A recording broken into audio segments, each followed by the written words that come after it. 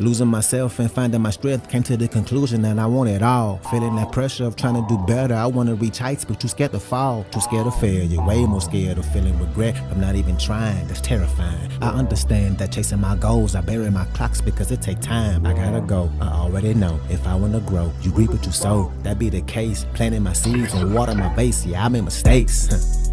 Yeah, I know you grow in your garden, but watch for the snakes. The people that act like you crazy for trying and stay far away. They don't think it's possible. I think it's possible. That is just hate. Yeah, they hate themselves because they on the shelf while you create a life that you love. A life that you love. Yeah. Loving the fact you're improving yourself. Decided that you would not settle. Decided that you got the drive to do it. The road got bumping your foot on the pedal. You go up a level. You turn up whenever it's time for you to go put in that work. I know my worth. I know it ain't gonna be easy. Yeah, I know it hurt. One thing is for sure.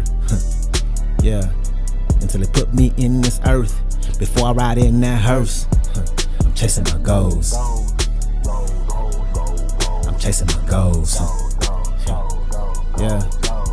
Loving the fact you're improving yourself. Decided that you would not settle. Decided that you got the drive to do it. The road got bumping your foot on the pedal. I'm chasing my goals. All right, and welcome back to another episode. Thank y'all so much for being here. If you're watching me on YouTube, go ahead and like and subscribe to my channel. Also, if you are listening on a podcast platform, please leave me a review. It helps me out a whole lot. Also, become a supporter of the show. It really helps me a lot. Again, you can you can choose your amount, your monthly amount. It could either be $3, $5, $8, or $10, and you can cancel at any time. But let's go ahead and dive in. First of all, I want to say thank y'all for being patient with me. Welcome back. If you're watching me on YouTube, you can see my face again. I was out of town. Me and Bobby, our schedules had got booked up, and so we finally able to get back together again and get back in the studio to give you some visuals with this thing. Let's go ahead and get started though. Today we're gonna be talking about stress. All about stress, how stress works in your life, what it is, how to handle your stress and manage it, and also the different types of stress. Because a lot of times we don't realize, or maybe we don't even know it. I know I didn't know, but there are different types of stress. And we can be better equipped to mentally handle our stress by knowing these three types. So there is the first kind is called, it's kind of a new stress. The next one is called a hypostress. And then there's also this hyper stress. And we're going to dive in and talk about all three. And we hear words like anxiety and depression and stress. And sometimes we can kind of lump all those words together or pair them together, right? People can throw those words around sometimes. And we're going to dive into all of that. But first, let's talk about the actual definition of stress. Stress is a physiological and psychological response to things and stimulations that upset our personal balance in some kind of way. Let me say that again. That was mumbo jumbo. Stress is a physiological and psychological response to the things and the situations that upset our personal balance in some type of way. Our personal balance. When you get out of balance, that's when stress happens. And believe it or not, stress doesn't always have to be bad, right? Stress can be good. And the reason why we have stress is because it's natural to the human body. But of course, when it starts and it gets out of control, or we experience it for too long periods of time, it becomes chronic. And when we talk about the different types of stress, you'll see how stress can actually be a good thing, how it's actually needed. But first, let me say this. If you are waking up and you feel stress from the time you wake up to the time you go to bed, then that's chronic stress. And if you're experiencing that, then you really need to go see a doctor. Please go see a doctor. This episode will not help that. But if you feel like you have a lot of stress, not chronic stress, if you feel like you stress a lot, well, we first got to understand that it comes from you. It comes from our own selves, from our mindsets, from the way we look at our lives and our circumstances, whatever they may be. And if you feel like you're too stressed, there has to be some ownership in that. You got to say, okay, this thing got out of control. I'm the one who let it get out of control. And I need to be the one to get it back in control. Because when we're faced with something, some challenge or some threat, our bodies prepare to respond. And that could be physical, mental, or emotional. Our bodies and our brains tell us that, hey, it's time to do something about this, okay? Again, stress is in the brain, stress is also in the body, and of course, stress can be triggered by external circumstances as well, too, right? If you are laying in bed in the middle of the night and then you hear somebody break in your house, your brain is going to is going to send distress signals to your brain, and you're either going to fight, flight, or freeze. One of those responses, whatever your brain chooses, right? It does it for the need to survive. There's going to be some kind of response. Then your heart rate is going to increase, your muscles tighten, your blood pressure rises so that your blood can get to different parts of your body faster. Your senses get sharper. There's an increase in strength and stamina. Your brain also processes things a whole lot quicker. Things slow down for you in a sense. And all this is preparing you for what your response to this stressful situation is going to be. This is adrenaline. Your brain produces this in these kind of situations.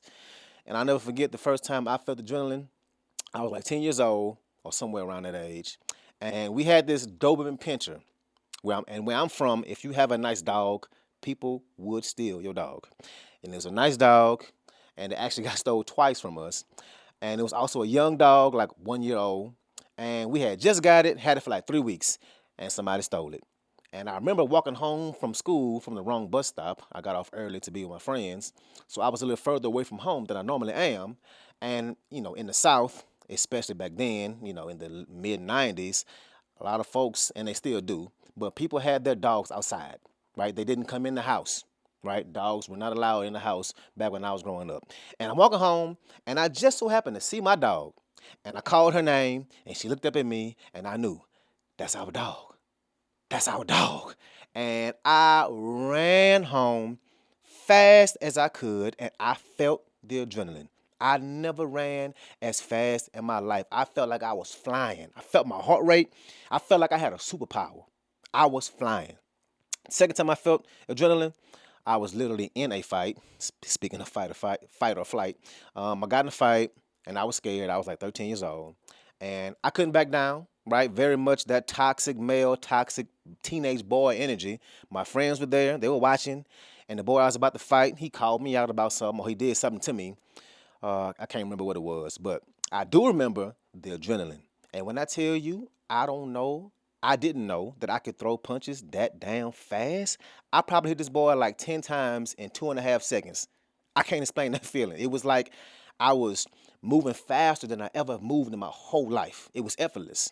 And even my brother, I didn't realize he was watching, but I got in the house. And he was like, damn, Darius, how many times you hit that dude? Right? Adrenaline, right?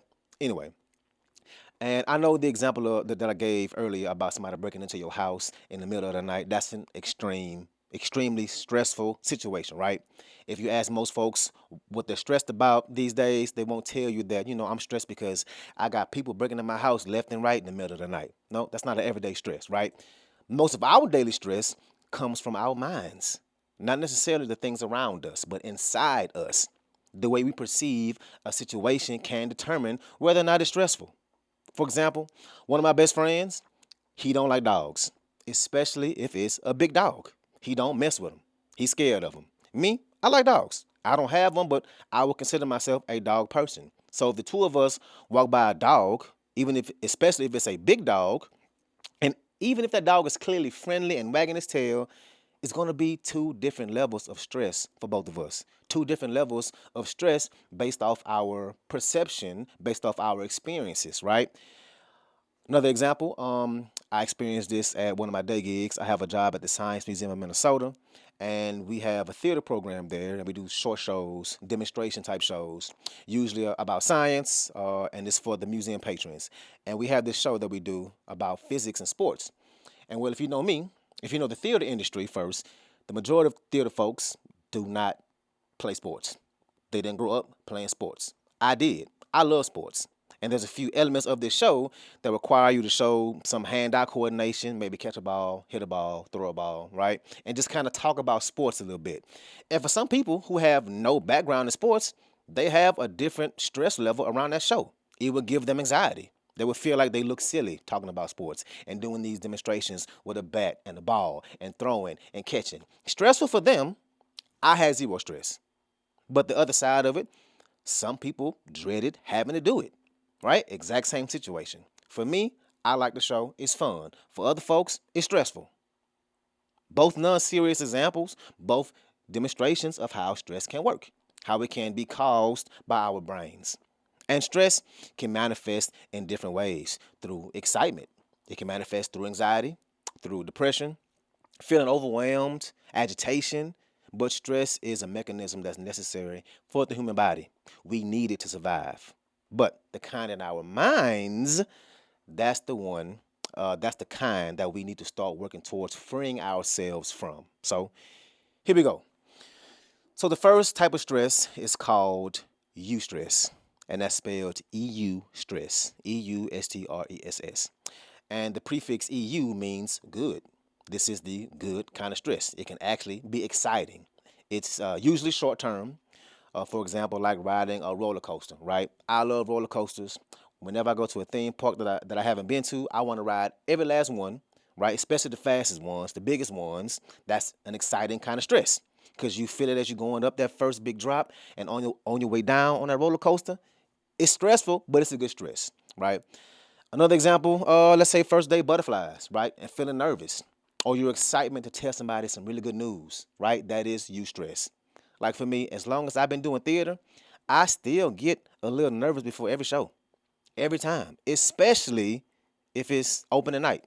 Even after we done have 4 weeks of rehearsal, rehearse 6 days a week, I still get nervous. But it's a good kind of stress. It's because I care. I take it serious. It keeps me on my toes.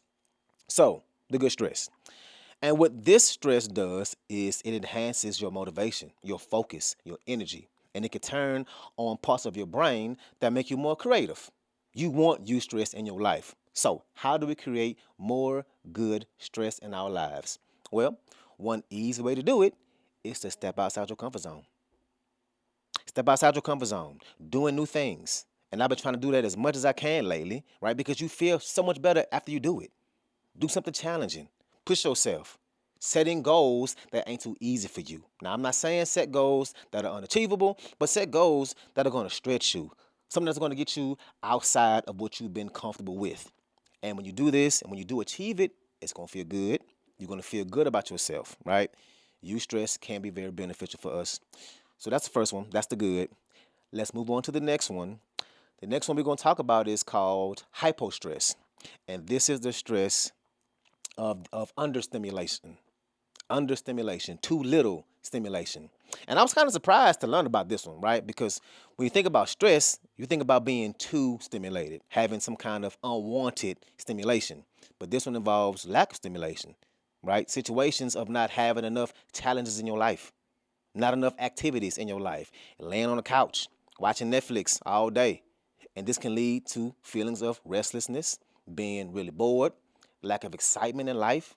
It's you doing the same thing every day. You wake up, you shower, you eat, you get dressed, you take the same route to work, you do the same thing you've been doing for years, you go home, you watch the same TV shows, you go to bed. And that every single day can cause hypostress. You have lack of excitement and stimulation in life. And as humans, we want to be comfortable and not push, but we need to be challenged and we need to grow. We can't do the same thing all the time. Don't suffer from lack of engagement. No, you need stimulus. You're either green and growing or you're brown and dying. Let me say it again, and I say it all the time on here. You're either green and growing or you're brown and dying. And unfortunately, hypostress, it can actually be hard to recognize, especially if you've never heard of it, because it's subtle. It's from lack. This nagging sense of just being dissatisfied with life or restlessness, monotonousness, having long periods of time of inactivity, right? Them days when you watching Netflix so long, Netflix got to check in on you like, hey man, you still alive? That's because, well, that causes hypostress. And hypostress causes decrease in motivation, decrease in creativity, uneasiness, lack of drive, lack of excitement, a general sense of unhappiness, right? That's what hypostress causes. And on the flip side, it can lead to unhealthy ways of finding that excitement, right? Drugs, adrenaline seeking, going out there and doing crazy things to make yourself just feel alive. So, do something new. Do something challenging. Step outside your comfort zone. Make a bucket list. Plan a trip. Get your body moving. Work out. Try new hobbies. Challenge yourself. So that's the second one. The third one is which is the one that we think of the most, that is hyperstress, too much stress, an overstimulation of stressful feelings, stress always being there all the time. And that can be from day-to-day life or things in your mind. The things that push you past what you can handle physically and mentally, that feeling of overwhelm. And a lot of times it can be from things in the future. Now, when you ask somebody why they stress, it usually ain't because they're stressed in this very moment. It's because they look at all the things they have to do in the future, all the things they got on their plate, and that's overwhelming. And the way this manifests itself physically is in exhaustion, headaches, muscle tension. Psychologically, it can lead to anxiety, being irritable. It can lead to depression. And this is the most common type of stress. Let's say you got a deadline at work, you got things going on at home at the same time, causing you stress. You got this bill that you don't have no idea how you're gonna pay it. You got this project that's gonna take so much time out of you. You feeling it's that feeling of getting pulled right in a bunch of different directions and not having enough resources within yourself to be able to satisfy it all. And it's never just one thing, right? They always get stacked on top of each other, just one thing after another. And this is not external, right? This is not something happening outside. It is us. It's us thinking about all the things we got going on, and it's too much. And a lot of times we get caught up thinking about all the things we need to do in the next few months instead of what we have to do in this moment right now. Because guess what? Believe it or not, all the things that we got to do over the next few months cannot get done in the next few moments. Yet we put this pressure on ourselves as if it's true, as if we can really get it all done right now. Does it need to get done eventually? Yes. Will it be hard? Maybe. Probably, since it's stressing you out. But can you get it done all at once? Hell to the no, no, no. It ain't happening all at once. So manage that stress. Write it out. Write out what's stressing you. Put it on paper and work through it that way. Like I always say, you wouldn't try to solve some complex math problem in your head. No, you will write it out. The things that's stressing you out, right? They're complex. Write it out so you can be able to work through it easier, so you can see it, so you can make a plan for it, so you can delegate. And also, breathe. Breath work. It literally helps calm your nervous system down. Deep breaths. Take deep breaths. Then start your plan. That way you can plan better. And I know that sounds cliche, but it's really not. It works, right? It sends a message to your brain to calm down, to slow your heart rate, to slow your breathing. Deep breaths activate, excuse me, what's called the parasympathetic nervous system. Ooh, tongue twister. Parasympathetic nervous system. And this directly counteracts that fight or flight or freeze response. So breathe. And of course, exercise. It does so much for your stress and your mental health. Every one of my workout clients, they all tell me how surprised at how much better mentally they feel. Working out does amazing things for your brain. And shameless plug, but I know a fitness coach that can work some magic for you if you want to get your body right. So you can see my email. If you're interested, take that first step. I'm right here. Anyway, sleep. Also, sleep is so important. And drinking water, right? When dealing with hyperstress, understand that it's usually in your head. So breathe, put it on paper, plan it out, and start chipping away. Understand that you can only do one thing at a time. So these are the three again. You got eustress, which is the good kind of stress, hypostress, which comes from the lack of stimulation, and hyperstress, which is the most common, the overwhelm. And again, do not try and do it all at once. Don't let your brain tell you that lie that you can do it all at once. You cannot. So if you're feeling some kind of stress, figure out which one it is, where it's coming from, and once you do that, now you can be able to attack it better. So that's what I got for you today. Again, thank y'all for being here. Please support the show. Share it if you found this episode helpful. Share it on your social media. Share it with a family member or a friend. Make sure you tag me in it. Also, support the show. Become a monthly supporter or make a monthly donation. But let's go ahead and get to this music. The song I got for you today is They Selling Crack. Let's ride out.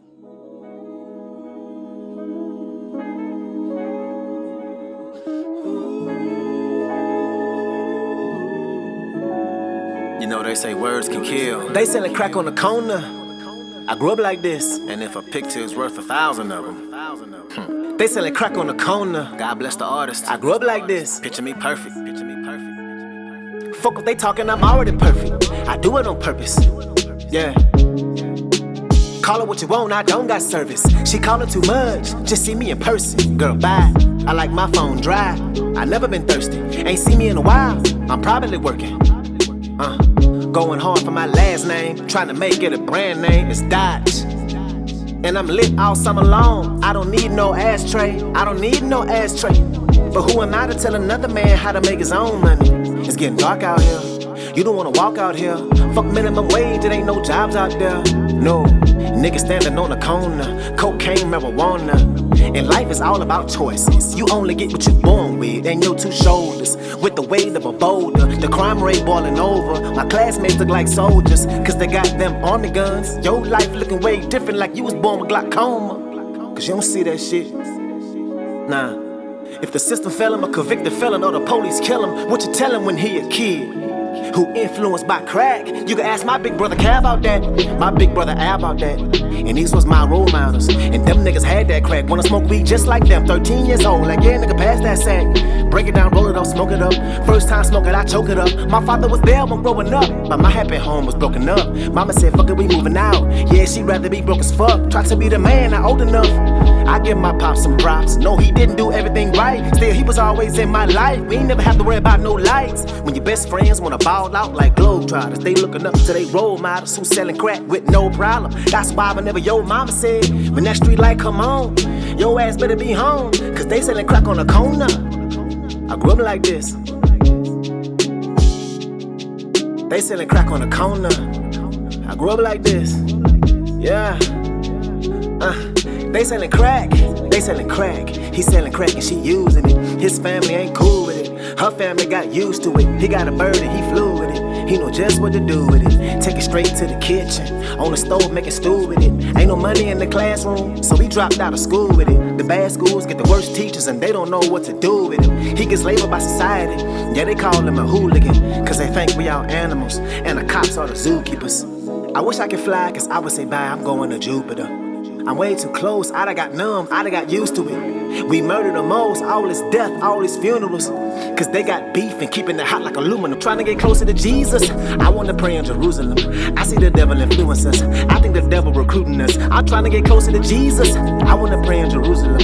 I see the devil influence us, I think the devil recruiting us. I'm trying to get close, I'm trying to get close. I pour some liquor for all my dead ones, let's make a toast. I don't want ice, I don't want coke, I'm trying to get through. I'm here today, but tomorrow I could be a ghost, so let's do the most. My favorite rapper talk about dope, he got them O's. Sometimes I wonder if he know, or if he don't, that the youth is who he influenced the most. Look how they boast, Instagram and Facebook posts, they think it's a joke. I think about when I was a teen, 13 years old.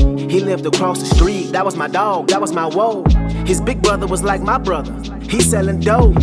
His brother was a hood nigga, had a mouth full of gold. His brother got in a fight, showed the hood he ain't no hoe. He won that fight, you fucking right, you better let him know.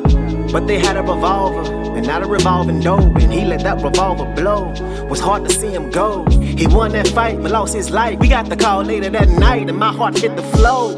I was scared to go to the funeral, mama made me go. Was scared to see him cry, he couldn't keep it dry. I just wanted us to fly, so we could be closer to Jesus. I wanna pray in Jerusalem, I see the devil influence us. I think the devil recruiting us. I'm trying to get closer to Jesus, I wanna pray in Jerusalem. I see the devil influence us. I think the devil recruiting us, cause they selling crack on the corner. I grew up like this. They selling crack on the corner. I grew up like this. Yeah, they selling crack.